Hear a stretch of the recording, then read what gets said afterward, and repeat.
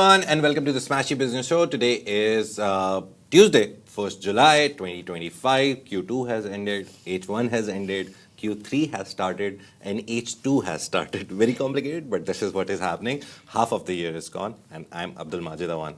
And I'm Ward Ahmed, and we've got a packed show for you today. Firstly, this is the biggest news of the day. His Highness Sheikh Hamdan has announced that Dubai has successfully conducted its first air taxi test flight. Secondly, Emaar by Mohammed Al Abbar has been named the world's fastest growing real estate brand with a $4 billion valuation. And in this new story, Saudi unemployment has gone to a record low as women are driving workforce gains in the kingdom. And finally, we're going to be telling you about how Norway's KLP pension fund has blacklisted firms supplying Israeli military to allow Israel to continue the war in Gaza. Yeah, first story, very important story. Dubai has completed the region's first successful test flight. Not only a test flight of a flying taxi developed by California-based Joby Aviation. We've heard this name over and over again throughout the years since the idea was even at the idea stage, and now it's becoming a reality. If you're watching, you can see the taxi actually flying over the deserts of Dubai. And the all-electric aircraft, no petrol, no fuel, so very sustainable, took off from the Jetman helipad in Margham and completed several loops across the desert. The test flight marks a major step in Dubai's plan to launch commercial air taxi services by the first half of 2026. The vehicle can carry 4 passengers and a pilot, reach speeds of up to 320 kilometers per hour, and support a payload of 450 kilograms. It's also 100 times quieter than traditional helicopters, making it ideal for urban mobility. Now, officials say a 12-minute journey from DXB to Palm Jumeirah could replace a 45-minute car trip. And Crown Prince of Dubai, Sheikh Hamdan, called the launch a new leap in sustainable urban mobility, supporting Dubai's goals in smart infrastructure and eco-friendly transport. Matar Al-Tayer of Dubai's RTA, he's the head of RTA, said the service will integrate with existing mobility networks, including e-scooters and metro links. Now, passengers will book rides via the Joby app with fares expected to match high-end ride-hailing rates. So charging takes just 8 to 10 minutes, allowing rapid turnaround and continuous operations. So fleet expansion and routes to Marina, downtown, and the Palm are already in the pipeline. And Joby is also in talks to expand its aerial services across other Emirates. Meanwhile, Archer Aviation is planning a parallel launch in Abu Dhabi by early 2026, showing that the UAE is racing ahead in next-gen mobility. By the way, Majid, you know that literally yesterday, Joby, which is a US-based company, their shares climbed up by over 10%. Thanks to Dubai. They should everyone should thank the UAE and Dubai eventually, because whatever they're trying to do here, the government is so supportive. The infrastructure is very supportive. That's the main point, that usually you go to countries and the infrastructure is so haphazard that you can't fly your taxis there. But here, the infrastructure is so nice that they can actually do it. And it's a very nice news. I think whenever the reports came about for these, I think the trips were like 300 to 400 per ride from one end to the other end. But it's going to connect 4 areas in Dubai for now.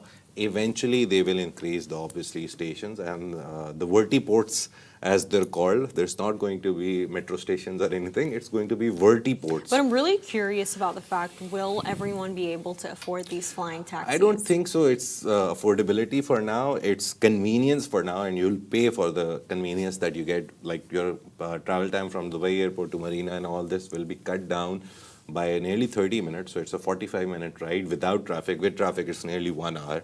So with that, I think 15-minute ride will be for I think in the start for business people, for people who can afford it. It's like Dubai has all the luxury options and then all the affordable options. This will start as a luxury option.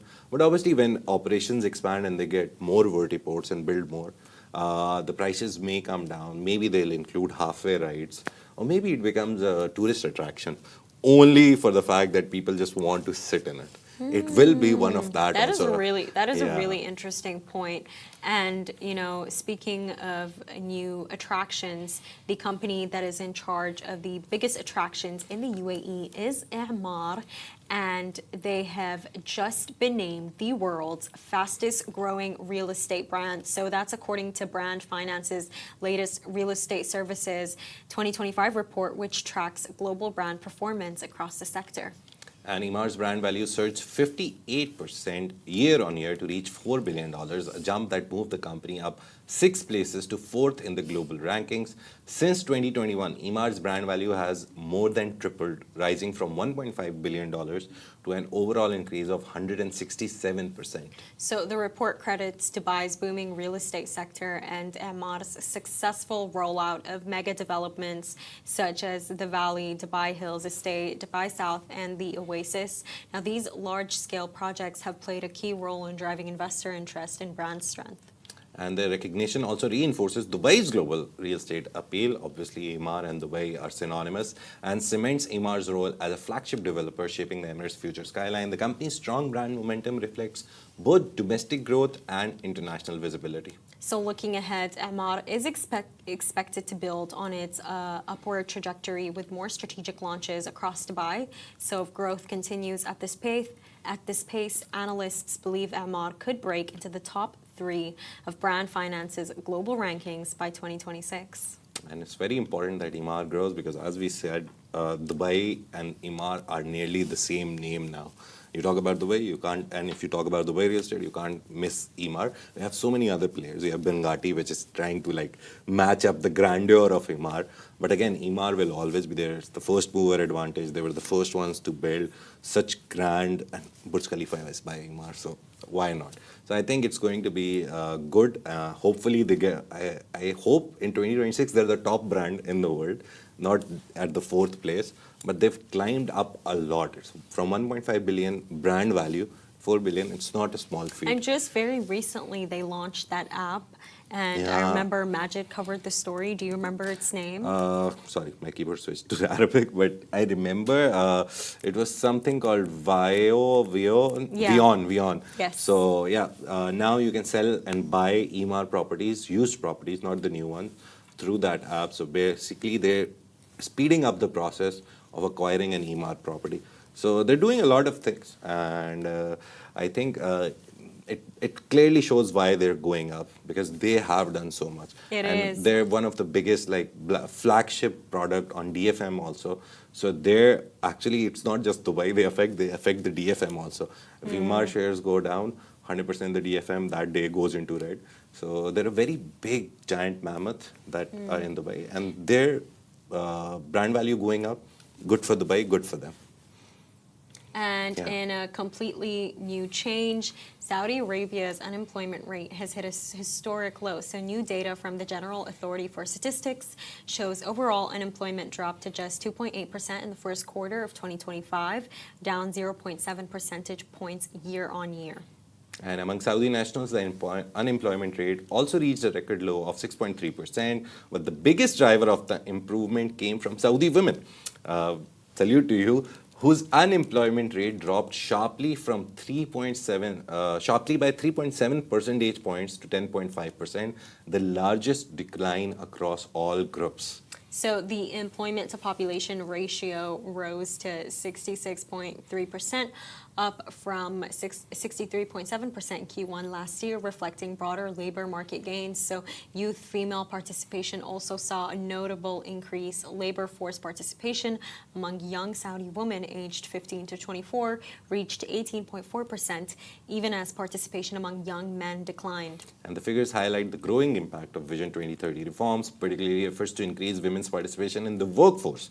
The use of digital platforms like Jadarat and direct employer applications suggest a more proactive and modernized job-seeking environment in Saudi Arabia. So Saudi Arabia technically has already surpassed its target of reducing national unemployment to 7% and now aims to reach 5% by 2030. So future policy will likely focus on retaining women in the workforce and addressing declining youth male participation. So positioning the kingdom as a regional model for labor reform.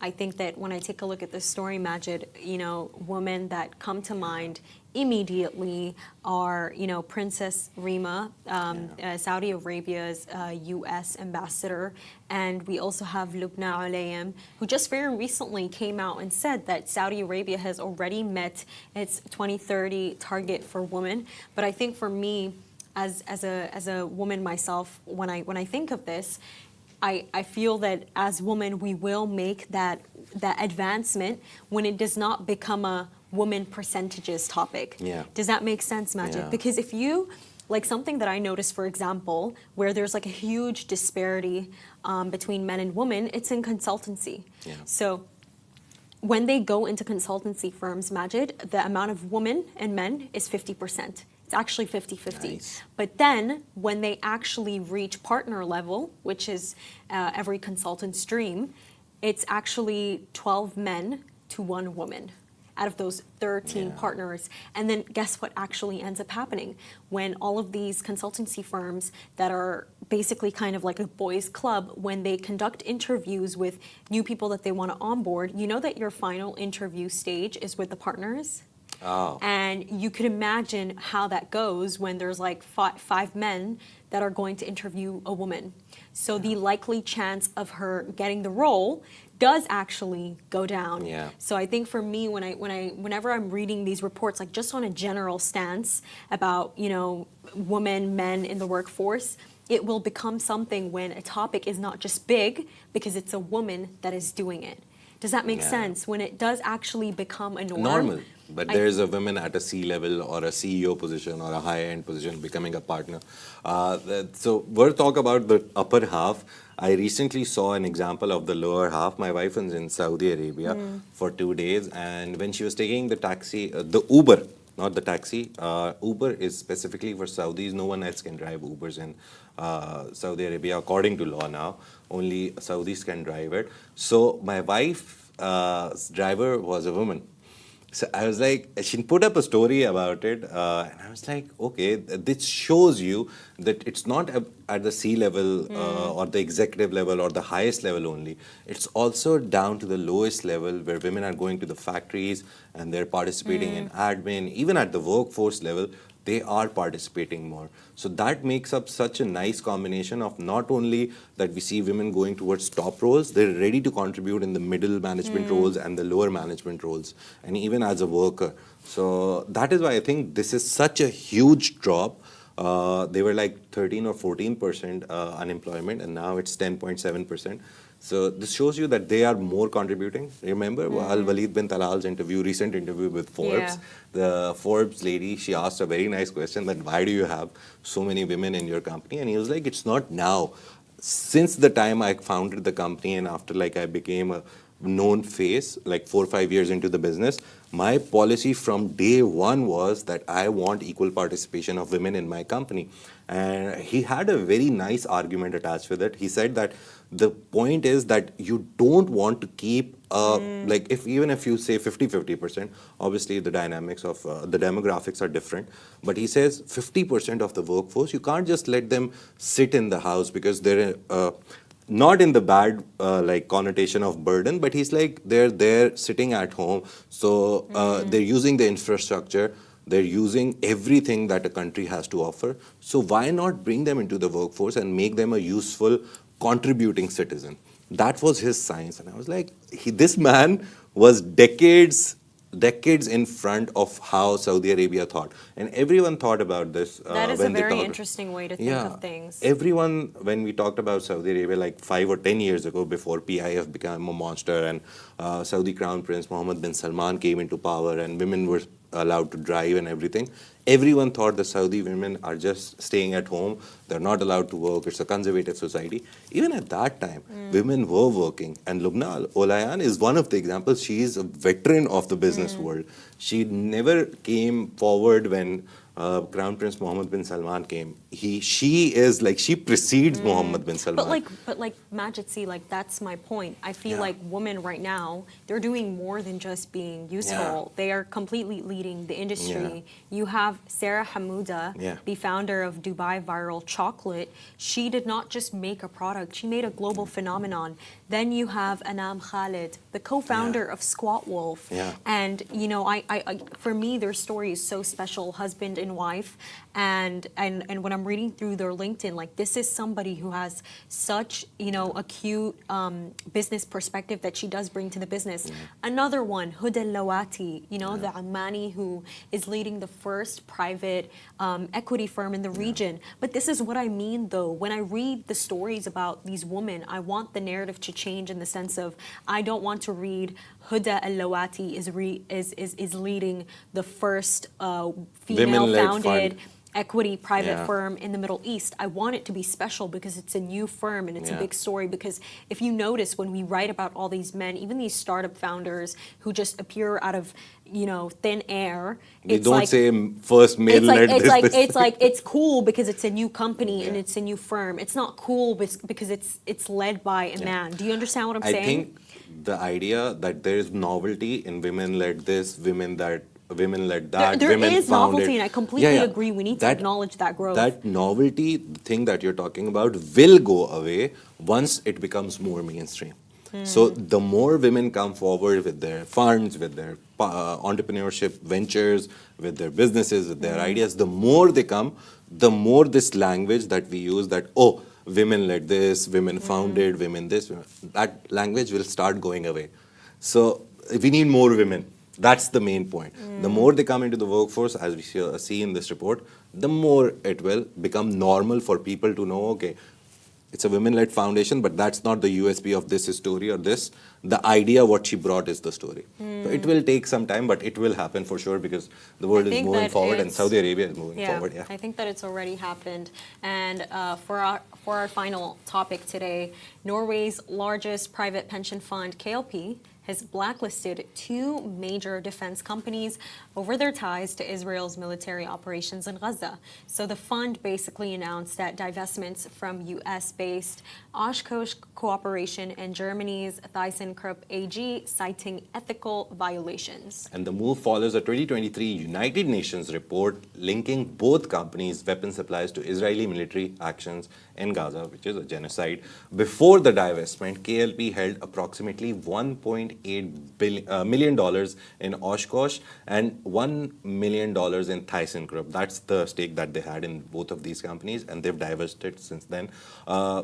And Karen Aziz, head of responsible investments at KLP, stated that the firms were contravening KLP's ethical guidelines. She added that the decision came after failed engagement attempts with the companies to address concerns over their practices. And KLP's divestment adds momentum to a growing global campaign urging financial institutions to cut ties with firms allegedly complicit in human rights violations, which we see every day happening in Gaza. The move aligns KLP with other major Norwegian institutions, including Norges Bank, that have taken similar steps against companies linked to Israel's occupation in Gaza. And KLP signaled that more companies could face divestment if found violating its ethical policy. The decision also increases scrutiny on Norway's sovereign wealth fund, which still maintains large stakes in Israeli firms. Both Oshkosh and ThyssenKrupp have yet to respond to the divestment announcement. I think what we're seeing with this is this new trend that the world is finally waking up. Companies are finally waking up and taking responsibility in the best way possible. And I very recently, we covered how, you know, the second largest shipping giant in the world, they also announced that they're going to stop supplying Maersk. Israeli companies that are tied Yeah. to settlements in Palestine. So I think this is great news. Yeah, and big giants like this, the biggest pension fund in the world, there was a part of the story that there's Norway's Oslo city is the richest city in the world after Abu Dhabi, and their sovereign wealth fund in Oslo is the biggest sovereign wealth fund. Do you know how much it's worth? It's 1.8 trillion, and ADIA, ours is 1.5 trillion. So that's number one, then ADIA, and then everyone follows. But city-wise, we have the richest city, Abu Dhabi. Yes, they have like overall sovereign wealth fund goes around now 2 trillion because all the funds since the report came out, all the funds have increased their baseline. So the main thing is that this has put pressure on that sovereign wealth fund also because those have stakes in other companies which are providing not only military like support like weapons and everything, other services, service industries like security and this and that. So there's so many cogs in this wheel that you need to look at, and Norway is like setting an example for all the sovereign wealth funds and all the pension funds. 100%. The main thing is that it's happening. Finally, it's happening. The world is seeing it. The world is responding to the UN report that we referred to. And we will see another report come out. Actually, the 2023 report, they keep updating the companies list. So we have a boycott list in the world. I just realized yesterday that there is a UN list also. I added that in the social media carousel that we made. We'll put the link maybe in this podcast also. The funny thing is that UN itself has a humanitarian violation companies list, and it's not only in Gaza. Wherever there are human rights violations happening, UN itself maintains a list. So I'll give it to the But producers not just and they'll the add UN. it. Honestly, Yeah. all you need to do sometimes is just check somebody's LinkedIn. Like Yeah. that is as It's simple very clear, as right? it is. And do stay tuned. We have a really special interview coming up. And hi everyone, we're back with another segment with Haidar Nizam, the president of Zoho Corporation of the Middle East and Africa. Thank you so much for being here today. You know, just to start, for those who may not be familiar, can you tell us about the real authentic journey of Zoho? Yeah, so Zoho is a software service company. We have been in this business for last 29 years, and we are a privately held company. We have 20,000 employees, and we have customers in over 150 countries. We have 120 million registered users. We are doing quite extremely good globally, and this particularly in Middle East Africa region. This is the fastest growing region for us, and we have offices in more than 7 countries. We are expanding, and we are really quite excited about the journey in the Middle East and Africa region. What I really want to know is, how was the entire company founded? What was the kind of culture that it was born out of? Yeah, so I think Zoho is quite different from the usual, VC funded and Wall Street companies. So we have our core values and philosophy, and glad part is like being in the business for 20 years. The core values are still intact. We think very long term in terms of our investment, in terms of our partnership, and we invest on our employees. We have the lowest attrition out there in the market.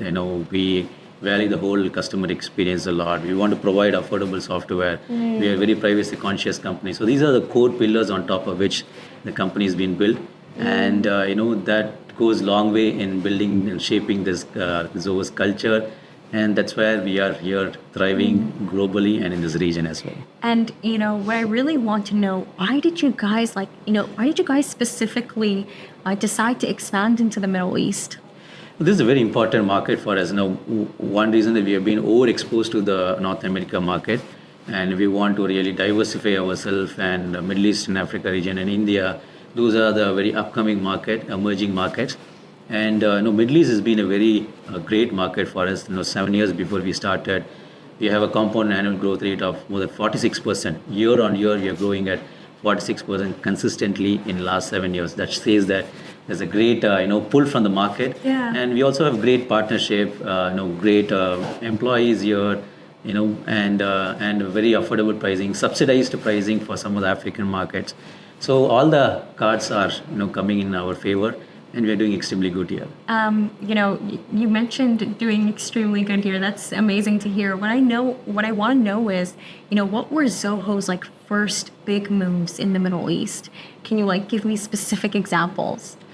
Generally, wherever we want to operate, we have an office. We hire local employees, and beyond that, I think we pick right partners. We strike a very strategic partnership with either government or the business communities, right? In terms of government, right? In Middle East, in UAE, we have a partnership with Dubai Economy and Tourism, right? Which is part of the Dubai government. We have partnership with the MCIT in Ministry of Communication IT in Saudi. We have some partnership we have recently launched in Bahrain, right? So we pick the right partners who align with our philosophy, align with the culture, who align with our vision, and then we go all out with that partner. Just like speaking of growing customer base, in terms of your office spaces in the Middle East and your growing customer base, what does that look like here in the Middle East? What does it really look like? I think this very the customers are very high demanding customers here, especially Middle East, quite like in India, right? And very price sensitive markets and high touch markets. They want not just the sale to happen, but more of end to end. All the touch points of the customer has to be served. Post sales is very important. After selling the software, you need to really train them, onboard them, making sure the implementation then they use them, right? So all this goes long way in terms of really building that trust, right? And that's why this market is very important for us. For my next question for you, Zoho has consistently formed strategic alliances in the region. Why is that such an important part of your growth strategy? No, I think picking the right partner is very important, and that's a very important distribution channel because such strategic partners already have a very good influence in the local market, and it goes long way in terms of establishing our brand, in terms of attesting our brand. And it's not so easy to bring those kind of strategic partners on board unless you share a very common value. Right? But how do these partnerships actually help you deliver more for the customer? Yes. So I think these partners, let's take Dubai Economy as you mentioned, they already have access to all the business being set up in Dubai. So which means that they say okay, use Zoho for all your digital transformation journey. It's pretty easy, right? And similarly, the Ministry of Commerce and IT, every business which starts there in Saudi, they get have an access to the MCIT. So they say okay, use Zoho for your digital transformation journey. So it becomes easy sell for us, and the buck doesn't stop there. Just a first step. And after that, you need to really make sure the customers are really happy using your product. So it goes a long way in terms of providing that complete solution to the customers. And now I just want to speak about the Tamkeen partnership. Oh, yeah. What would you say makes this particular collaboration special from your perspective? Why does it stand out? This is a very important partnership for us entering into the Bahrain market, and we really value this partnership because Tamkeen is, I would say, the driving force for a great ecosystem being built in Bahrain, and they are very keen in terms of enhancing the digital journey of the businesses, especially the SMEs. In Bahrain, the language of Tamkeen is really great. I met the CEO, the leadership team when I was in Bahrain, and they are really committed. They have great intention in terms of making those SMBs very digitally equipped, and they really value this partnership. And we are really glad and happy to have Tamkeen as our strategic partner in Bahrain. And this is just a beginning of a great digital journey in Bahrain as well. It really is. It but is. Haidar, what I really want to know is that way of thinking. What culture would you say motivated it? Is it where specifically Zoho was founded? Is it specifically because of its founder and CEO? Can you tell me more about that? I think it all comes from the top, right? The CEO and co-founder, he stepped down as CEO, he's a chief scientist, Sridhar Vembu, and the whole founding team, share a very common philosophy. We come from a very humble background, and they are not chasing over profits, want to build a very long-term sustainable company for decades, right? So all this being translated, transformed into the next generation. And that's why, even when I want to start a Middle East region, I just pick the right people, right leadership team. That's my first goal, right? Not going and selling to these customers, right? Then you need to put the right team, then things will fall in place. And give the right space to those people at all levels. You need to have a space, from a leadership level to the people who join new to this company, right? So we give that space, and I'm glad that we have been retaining that culture for last 29 years, and we are going strong. And that humble background that Right. you spoke about, can you please tell me more about that? Where you guys were specifically founded? What's something even you yourself personally found so inspiring that made you join Zoho? Yeah. So I think not many software companies been born out of India. India has all along been a service-oriented company. You can see a lot of service companies, where they provide services, software services. But we took a very bold decision of want to build a product company. We want to build a Microsoft from India.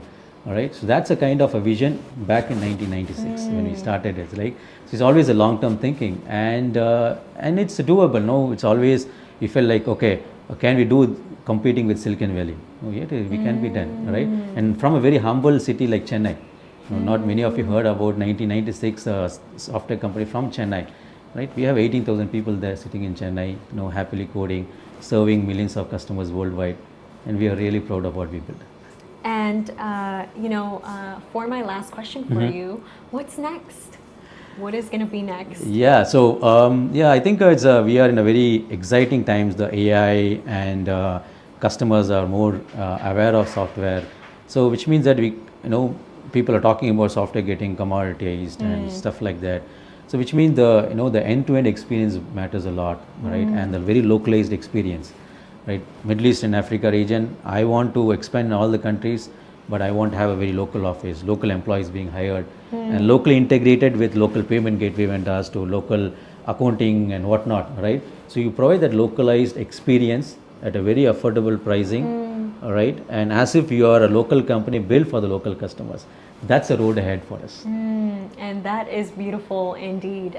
Thank you so much Thank for you. coming today, Haider. Stay with us. Joining us now is Prem Anand, Associate Director for Strategic Growth at Zoho Middle East and Africa. Thank you so much for being here today. So just to start, I feel like we've been hearing a lot about this partnership that's been brewing in Bahrain. Can you announce it to the Smashi Business viewers? For sure.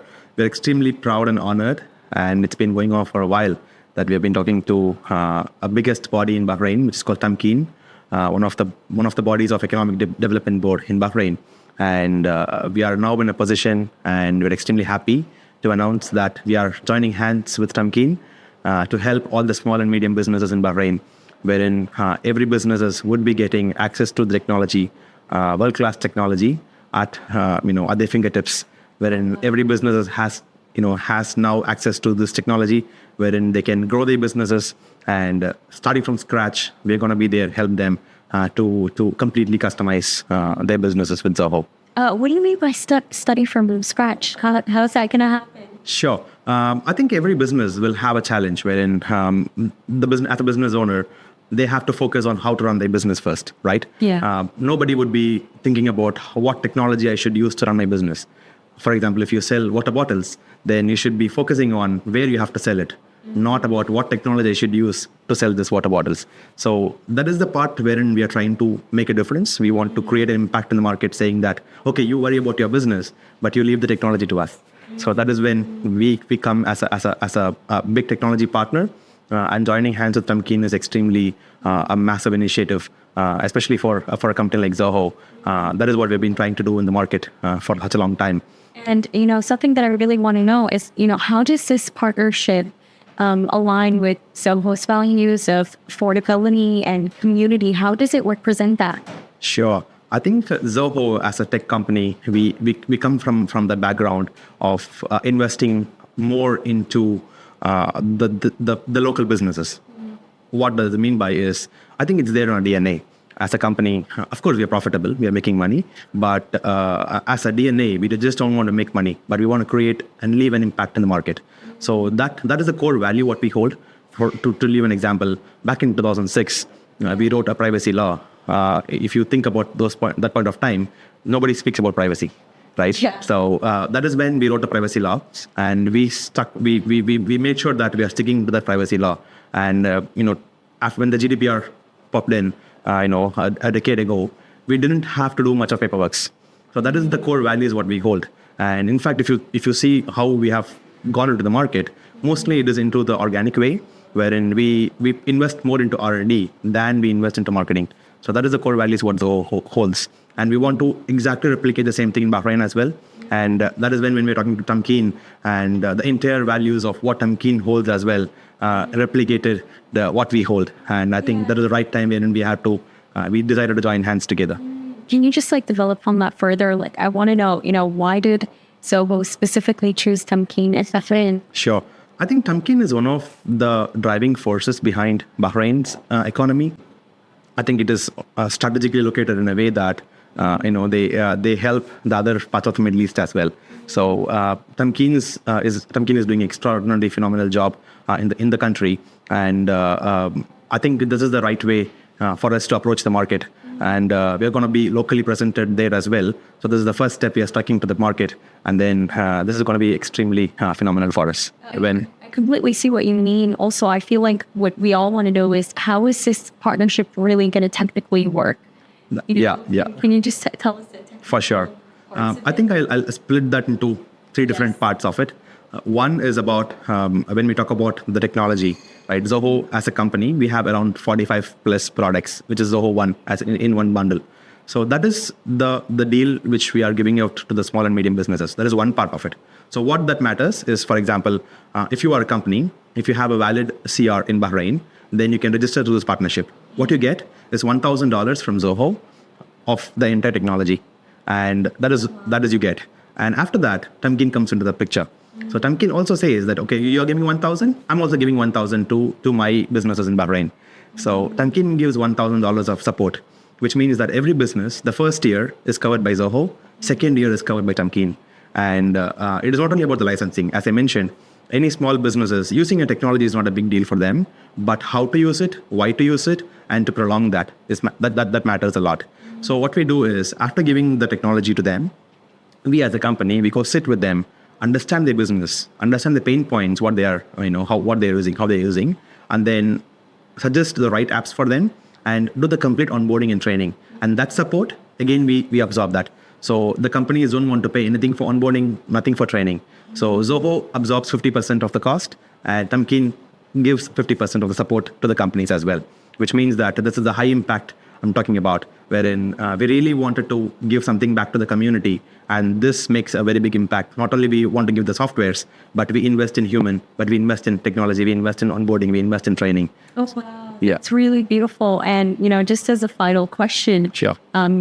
Are there going to be any future further collaborations in Bahrain? For sure, we are always looking forward to it. Yeah. And as a company, we value strategic relationship more than anything. And that comes in our DNA. That is the core value and principles what we hold. And anything strategic, we are extremely, we are looking forward to it. And I hope we make some very big impact and difference with this partnership, and looking forward for more as well. And honestly, I can't wait to see that impact. For sure. Thank you so much for being on the Smashi Business Show today. This is Anand for you, the Associate Director of Zoho Middle East and Africa. This is the Smashi Business Show, a Smashi Business production of part of the Augustus Media Podcast Network. Thank you so much for watching, everyone. We'll see you tomorrow.